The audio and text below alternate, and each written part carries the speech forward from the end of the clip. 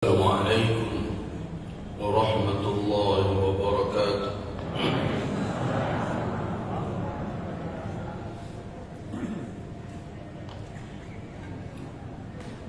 الحمد لله الذي هدانا للإسلام وفضلنا به على جميع الأنام. أشهد أن لا إله إلا الله الرب الديان، وأشهد أن محمدا عبده ورسوله وخاتم أنبيائه ورسله وهو خير الختام. اللهم صل وسلم على عبدك ورسولك وحبيبك سيدنا محمد وعلى آله وأصحابه أتم الصلاة والسلام. أما بعد، عباد الله، استمعوا لما قاله تبارك وتعالى في محكم تنزيله في سورة الإسراء. أعوذ بالله من الشيطان الرجيم. اقرأ كتابك كفى بنفسك اليوم عليك حسيبا. من اهتدى فإنما يهتدي لنفسه، ومن ضل فإنما يضل عليها، ولا تزر وزرة وزر أخرى، وما كنا مؤذبين حتى نبعث رسولا. صدق الله العظيم. Ibadallah, bapak-bapak dan ibu-ibu, hadirin dan hadirat jemaah majelis kajian rahimakumullah. Setelah 2 pekan kita beristirahat pada pagi hari ini, menjelang siang kita kembali melanjutkan pembahasan tentang aqidatut tauhid. Secara khusus kita berbicara tentang al-yaumil akhir atau hari kiamat, dan di dalam proses yang akan terjadi dan pasti terjadi di hari kiamat itu sudah kita bicarakan semenjak peristiwa yang menjadi alamat tanda-tanda hari kiamat, baik yang sughra, yang kecil, maupun yang wusta, yang sedang, begitu pula yang kubra, yang besar.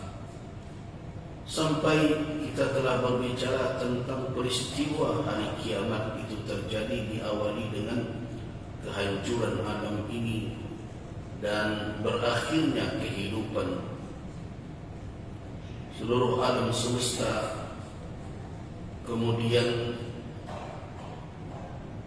dilanjutkan dengan kebangkitan, dan setelah itu manusia mencari tempat-tempat atau mata air atau sumber air yang bisa menghilangkan rasa haus dahaga mereka di saat mereka dibangkit.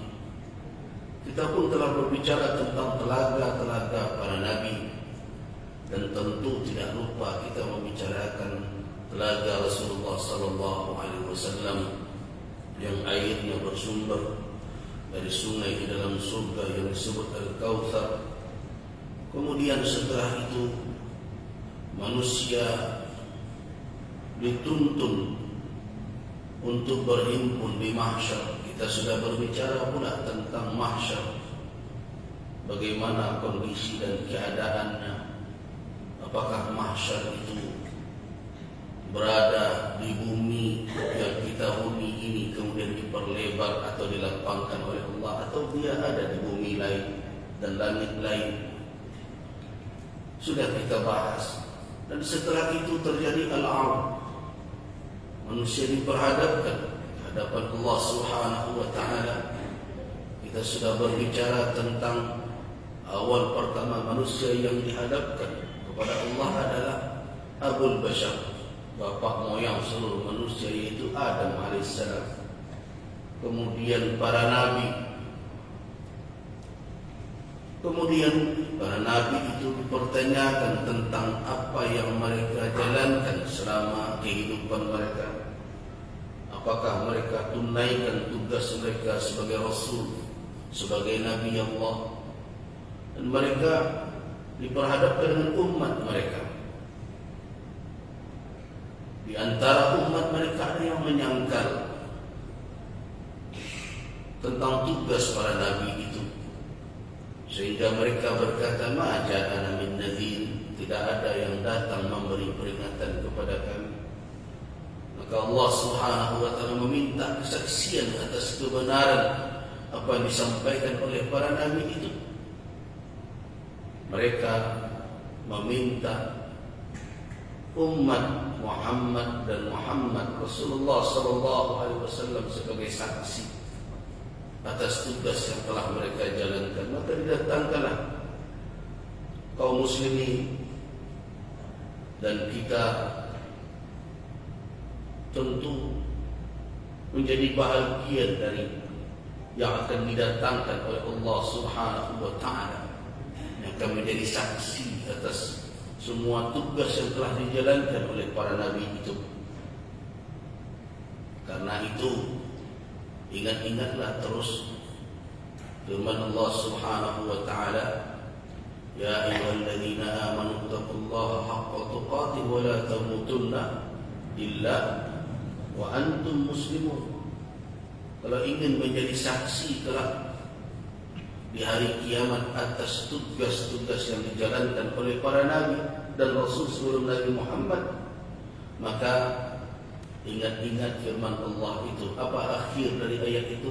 Wala tamutunna illa wa antum muslimun. Jangan kamu mati melainkan dalam keadaan kamu menjadi seorang muslim. Pesan itu yang harus kita bawa terus. Jangan lepaskan Islam itu dalam kondisi bagaimanapun. Kenapa? Karena kita tidak tahu maut kapan akan menghampiri kita. Jadi kalau dilepaskan di saat maut tiba, ternyata Islam itu tidak berada bersama kita. Apa jadinya? Nah, karena itu pegang teguh. Nah, kemudian setelah diminta kesaksian umat Rasulullah, umat terakhir kita kaum muslimin, Allah Subhanahu wa taala bertanya, dari mana ilmu kalian? Tentu wajar dipertanyakan itu karena kita tidak hidup sezaman dengan mereka. Maka kita menjawab, Nabi kita yang memberitahukan kepada kita, dan kita percaya dengan kebenaran apa yang disampaikan oleh Rasulullah SAW, dan Rasul menjadi saksi pula atas pernyataan itu. Itulah yang dimaksud oleh Allah dalam firman-Nya, wa kadzalika ja'alnakum ummatan wasata litakunu syuhada'a 'alan nas wa yakuna ar-rasulu 'alaikum syahida. Demikianlah kami jadikan kamu sekalian sebagai umat wasat yang akan menjadi penengah antara umat. Umat wasat, di antara umat yang banyak, kamu yang menjadi wasitnya. Supaya apa? Supaya kamu menjadi syuhada, menjadi saksi terhadap manusia lain. Tapi ingat, kamu pantas menjadi saksi kalau kamu bisa pula diakui oleh kesaksian Rasul, wa yakuna rasulu 'alaikum syahida.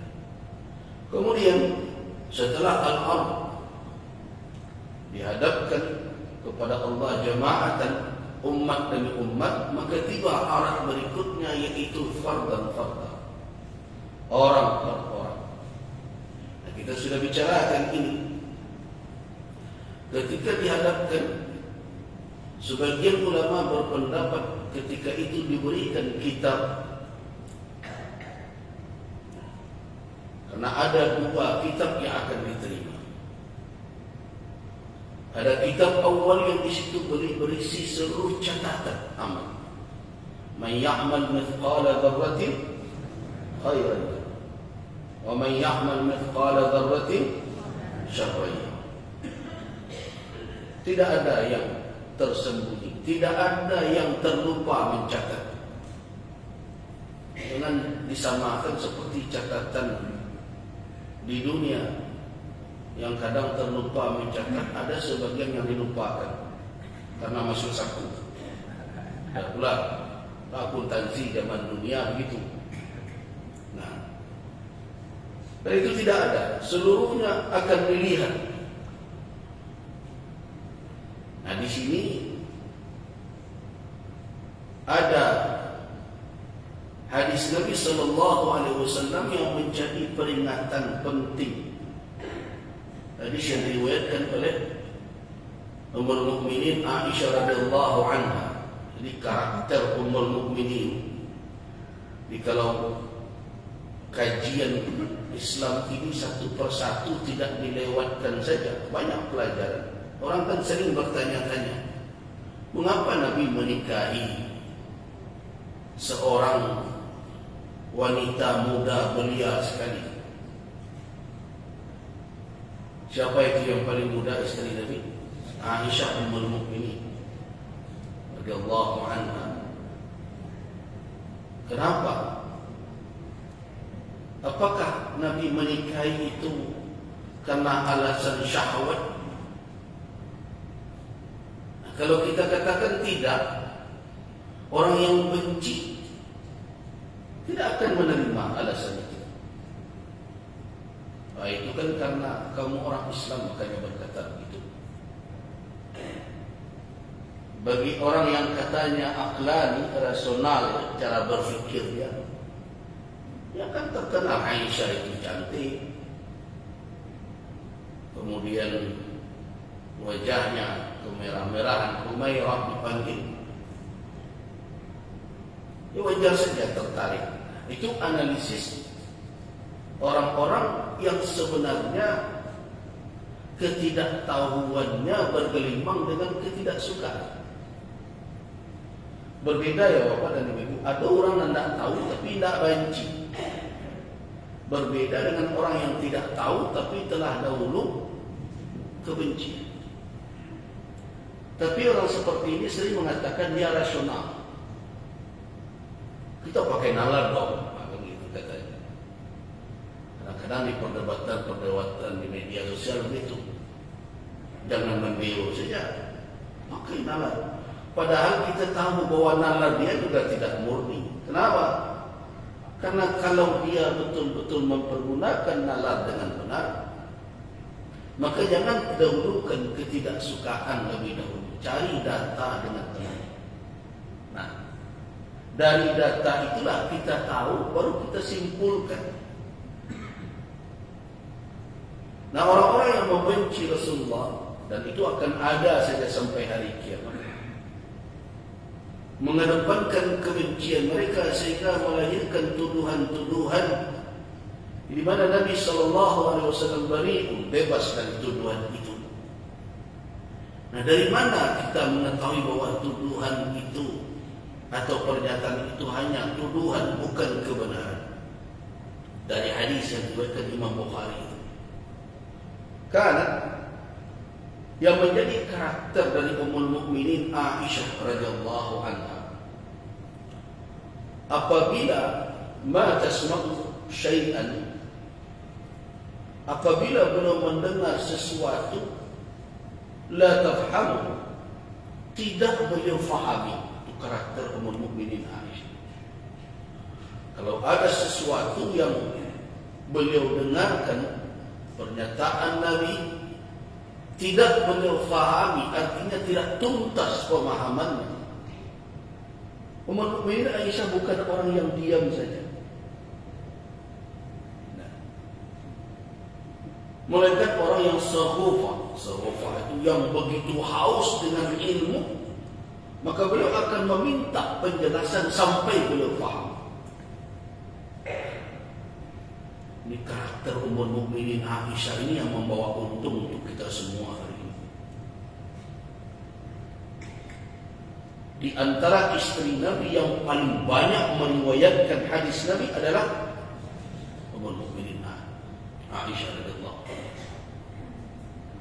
Dari beliaulah kita tahu bagaimana Rasulullah sallallahu alaihi wasallam berada di dalam kamar.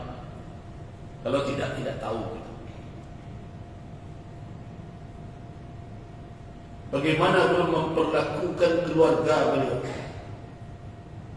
Karena walau bagaimanapun peristiwa-peristiwa yang terjadi dalam rumah tangga la yatatallaq alaihi, tidak ada seorang pun yang mengetahuinya melainkan orang yang berada di dalam. Ini karakter Ummul Mukminin Aisyah, dan ini karakter wanita muslimah. Wanita muslimah tidak boleh diam saja kalau dia berhadapan dengan sesuatu yang tidak dia ketahui apa maksudnya dan bagaimana petunjuk syariat di dalamnya.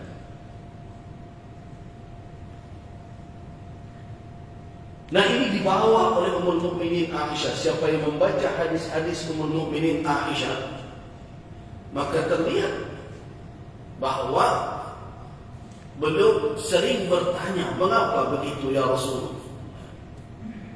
Kenapa demikian?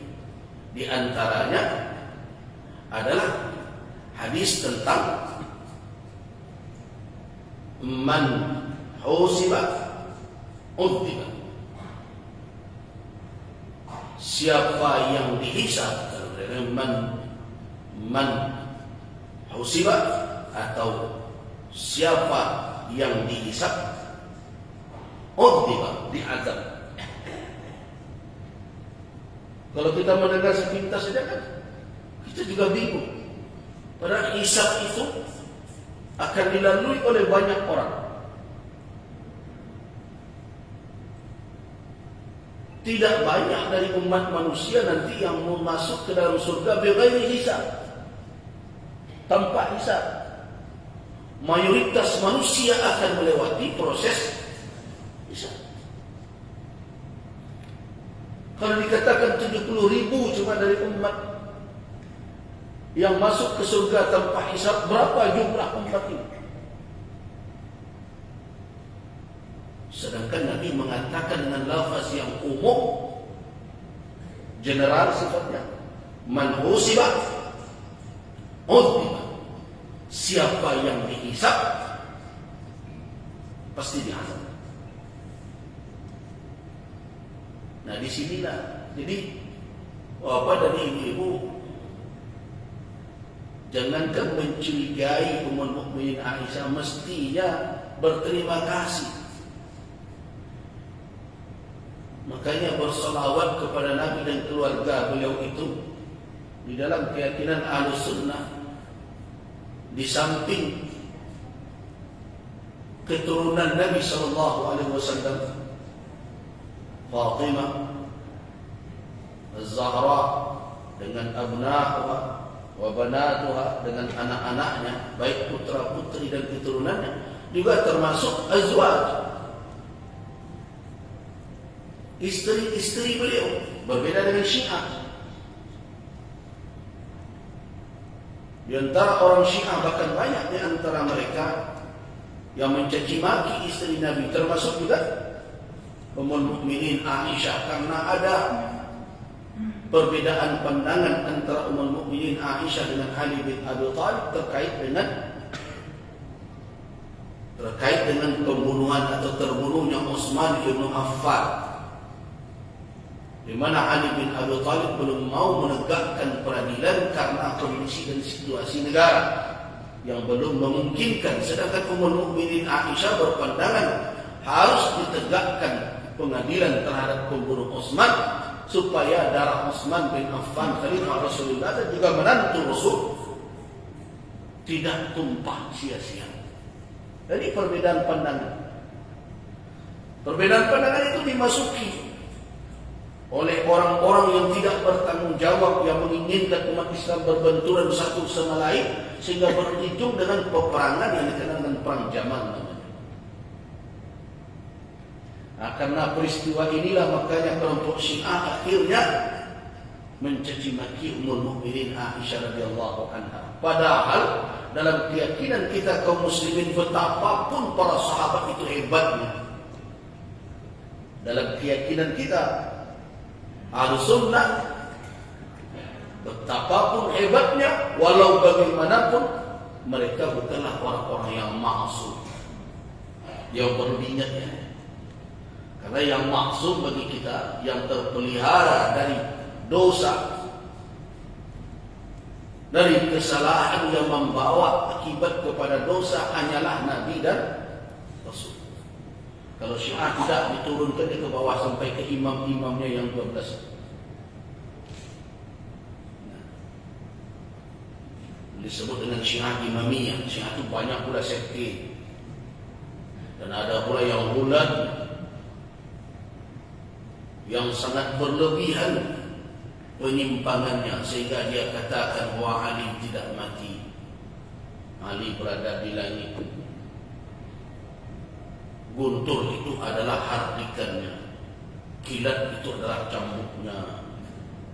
Berbagai macam keyakinan-keyakinan. Nah, karena perbedaan itu mereka caci maki. Tapi kalau mereka menyadari betapa sayangnya Nabi kepada Ummul Mukminin Aisyah radhiyallahu anha, dan kita tahu rahasia di balik kecintaan Nabi kepada beliau, bahwa beliau adalah seorang wanita yang cerdas, wanita yang haus dengan ilmu. Di antara sekian banyak ummahatul mukminin, istri-istri Rasul yang merupakan ibu kita kaum muslimin, orang beriman semuanya, beliau adalah di antara orang yang menonjol di bidang ilmu, dan beliau menjadi guru para sahabat setelah wafatnya Nabi. Kalau ada satu perkara tentang apa, kemana tanya? Tanya kepada Aisyah. Walaupun dari sisi umur beliau bukanlah yang tua di kalangan sahabat. Nah, termasuk juga di antaranya Ibnu Abbas. Ibnu Abbas itu lahir 2 tahun sebelum hijrah Nabi. Jadi ketika Nabi wafat, umurnya kira-kira 12-13 tahun. Ada 2 tahun setelah, ada yang mengatakan 2 tahun sebelum, atau ada yang mengatakan sebelum, tapi belum lagi 20 tahun umurnya ketika Nabi wafat. Ketika Nabi wafat belasan tahun. Tetapi di masa Umar bin Khattab, jarak antara kekhilafan Umar dengan Rasulullah cuma 2 tahun, diselingi oleh Abu Bakar As-Siddiq. Abu Bakar 2 tahun memimpin kaum muslimin, setelah itu beliau wafat. Nah, Ibnu Abbas yang remaja belasan tahun itu, ketika terjadi Dewan Syura, karena Umar bin Khattab kalau terjadi satu persoalan, jamaah beliau himpunlah tokoh-tokoh sahabat Ahlus Syura. Ahlus Syura itu dengan kriteria apa? Bukan kriteria senyum dan foto terbanyak. Kriterianya adalah orang-orang as-sabiqun al-awwalun, orang-orang yang dahulu dalam Islam, orang-orang yang berjihad awal dengan Rasul sallallahu alaihi wasallam, dan orang-orang yang bersepakat orang banyak akan kesolehannya, ketakwaannya, dan ketajaman nalar. Ini yang dihimpun oleh mana, termasuk di antara orang yang banyak itu, yang mayoritasnya adalah orang-orang yang telah matang secara usia dan pemikiran. Nah, menyelip satu anak kecil itu yang umurnya belum matang, tetapi isi pemikirannya dan kedewasaannya sama matangnya dengan yang lain-lain. Jadi sebenarnya anak muda tidak terhalang untuk hadir di majelis-majelis yang di situ dibutuhkan pemikiran dan berpikir, tapi anak muda yang matang, bukan yang muda matang. kini nan rumit mudo mata. Kalau tak duduk sesinan tak lanjut japak. Nah, itu nyo datang lo nyo kawan. Doa lampu pihak pun ke di doa tu ini. Tentu ke doa dan di ya Allah matang kalau orang itu doa awaknya bukan pilihlah dia. Jadi walaupun umur beliau bukanlah yang tua, tetapi secara keilmuan dan kedewasaan sangat matang. Nah, dari hadis ini kembali kita ke persoalan hisab. Masalah hisab. Ummul mukminin ketika mendengarkan itu tidak terhambat untuk meminta penjelasan. Jadi bukan membantah. Jadi bedakan antara membantah, mengkritik dengan istifsar. Kini sambung saja. Nani mana? Aduh, Buya mengaji. Itu dibantahnya. Padahal alat pembantahnya bagi dia tidak ada. Kalau aduan kurang tahu, itu namanya istifsar, minta penjelasan lebih. Minta penjelasan lebih.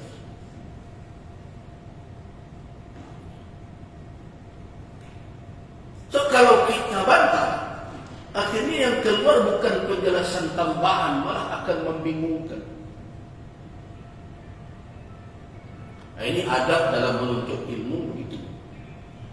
Tapi kalau memang kita punya pandangan dengan hujah yang sama, misalnya ada orang yang mengatakan beribadah itu begini, karena konsep ibadah ini contoh ya. Konsep ibadah itu tidak diketahui oleh siapapun melainkan oleh al-ma'bud. Cara beribadah itu tidak diketahui oleh siapapun melainkan oleh Allah Subhanahu wa taala. Itu hakikatnya. Siapa yang tahu cara beribadah? Kalau bukan Allah yang memberitahukan. Lihatlah orang yang mengarang-arang cara beribadah dan berkeyakinan, tersesat kan?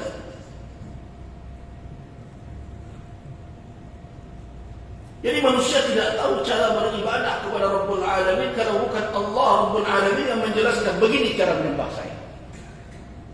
Itu konsep dasar itu. Itu bisa diuji dengan dalil manapun.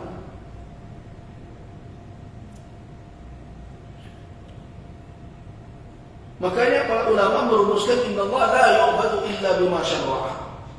Sesungguhnya Allah tidak disembah melainkan dengan cara yang telah dia tunjukkan, syariat yang telah dia turunkan. Seperti apa dia mensyariatkan ibadah itu? Kerajaan berupa itu. Itu konsep beribadah. Dan ada kaidah lain yang dirumuskan oleh ulama, al-ibadah al-aslu fil ibadatil hadar. Pada asalnya ibadah itu terlarang illa kecuali apa yang disyariatkan. Nah, orang Minang membuat kearifan tentang itu. Cocok kearifan orang Minang dengan konsep ini. Bahkan orang Minang memahami menambah atau menukut, menambahi sio-sio, mengurangi ancak-ancak. Di dalam ibadah konsep itu. Tak usah ditambah-tambah, tak usah dikurang-kurangi. Kalau ditambah-tambah, sio-sio kerja itu. Kalau dikurangi, ancak-ancak perangai itu. Ini contoh.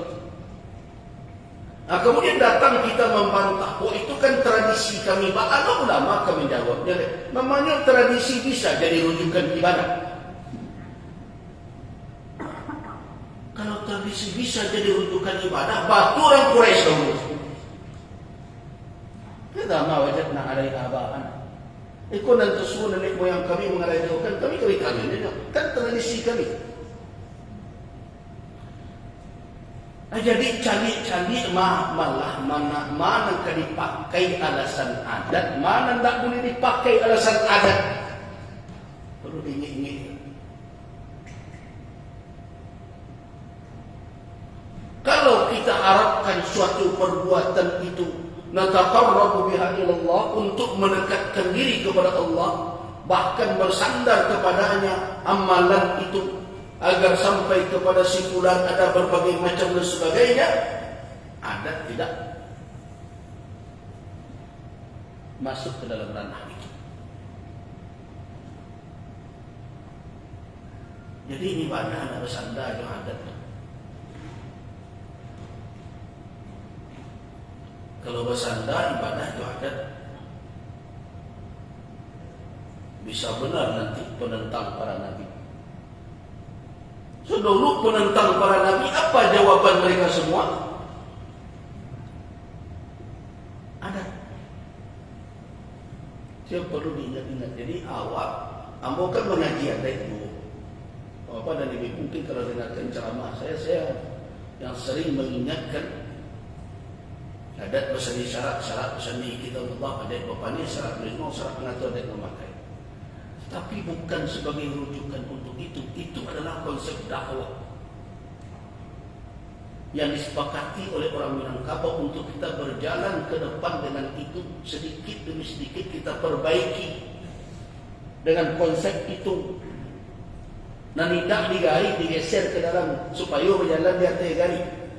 Jadi itu kalau orang bicara tentang bari bala adat sebelum cerita undangan ampek, sebelum cerita undang-undang 20, iko dahulu ko gari gadang ko dan adat bisa disyarat itu, dan ujungnya nanti syarat mengatur adat memakai itu gari gadang, dan seluruh gari-gari lain harus ada di dalam gari itu. Kalau menyimpang dari syarat mengatur adat memakai, buang kalau awak ingin menjadi muslim. So ingat, dan akan dipertanyakan nanti bendera siaran akan menjadi tempat berhimpun. Ini fakta di dalam kajian syariat. Bendera yang akan menjadi tempat berhimpun kita adalah bendera Nabi Muhammad sallallahu alaihi wasallam. Wa bi yadihi liwa'ul hamd. Tidak bendera datu iku dan datu itu ingat itu. Mencari nanti bendera biar usaha tu boleh mau pasang anak tu. Cari datu itu tidak. Bendera keselamatan adalah yang bernaung. Orang-orang yang bernaung di bawah bendera Rasulullah sallallahu alaihi wasallam. Itu makanya berulang kali mengaji adat boleh, tapi jangan kari dulu adat dari syarat.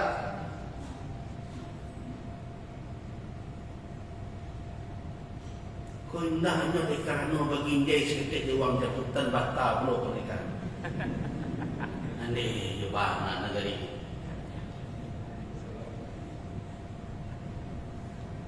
Semua berkerilaan saja lah.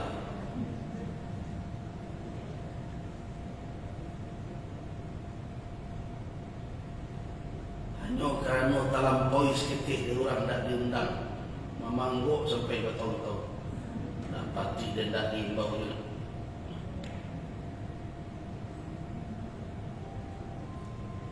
Eko guna kerikat kain benar sampai 5 kami bisa dipakai.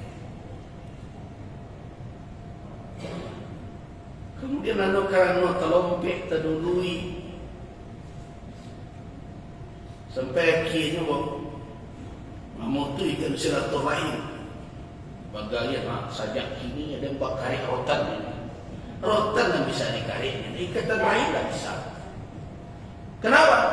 Karena awak yang menjalin hubungan sesuku itu kan termasuk silaturahim itu. Siapa yang menjalin awak? Tidak, Allah yang menjalin. Jadi kalau kita berbicara silaturahim kan dua. Pertama hubungan nasab, dan kedua hubungan rahim. Di Minangkabau keduanya dipakai. Makanya Allah berulang kali ingatkan orang Minangkabau tidak ada memakai sistem matrilineal.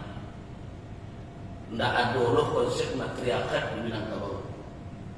Itu orang-orang ahli budaya, sosiologi, melabel itu. menurut ilmu mereka. Awak namuh.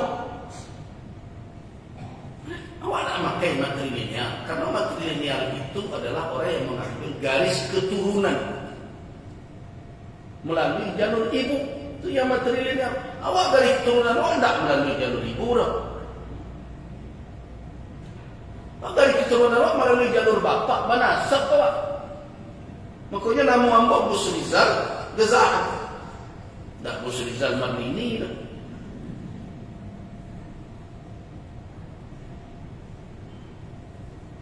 Gezahan nama bapak ambak. Makanya. Dan orang Minang boleh itu satu. Si anak pernah payah haji, tanya ambak. Kan dia buat tu, siap binnya kan. Ada nak buat bin ibunya. Kalau bin ibunya berarti nak zina dulu. Anak zina yang binasakkan ke ibu. Di antaranya. Tidak ada orang bilang pada itu. Jadi awak tidak matrilineal. Kemudian matriarkat itu kaum yang dipimpin oleh seorang wanita. Wanita yang dipucuk pimpinan. Malah tu di Minang, dan jadi datuk siapa? Jadi tidak tapik, jadi tidak seluruh istilah-istilah ilmu budaya, ilmu sosiologi seperti itu bisa lakit awak. Tidak cocok ketika dia didiagnosa, tidak cocok.